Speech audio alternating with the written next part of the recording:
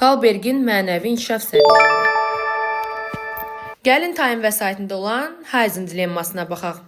Heizen'ın həyat yoldaşı ölümcül xəstəliyə yaxalanıb və əczaçı dərmanın 10 dəfə artıq qiymətində pul tələb edir. Heizen isə pulu çatmır. Heizen oğurluq etməlidirmi? Gəlin bunun haqqında biraz düşünək.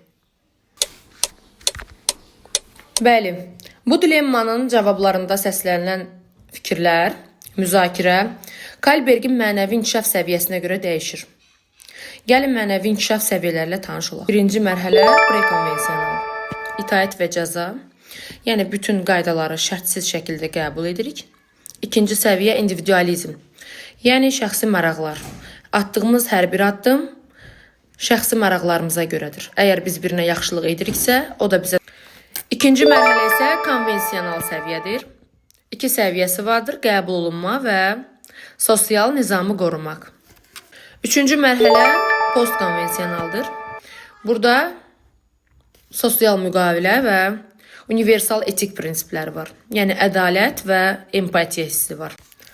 Beləliklə Heizen'ın dərman oğurlaması Kalbergin mənəvi inkişaf mərhələlərinə görə dəyişəcəkdir. Yəni bəziləri oğurluq etmək olmaz, çünki bunun cəzası var. Bəziləri etmək olar, çünki hamı səni qəhrəman adlandıracaq. Bəziləri əlbəttə ki olmaz, bu zaman sosial şəkildə hər kəs bu addımı atacaq.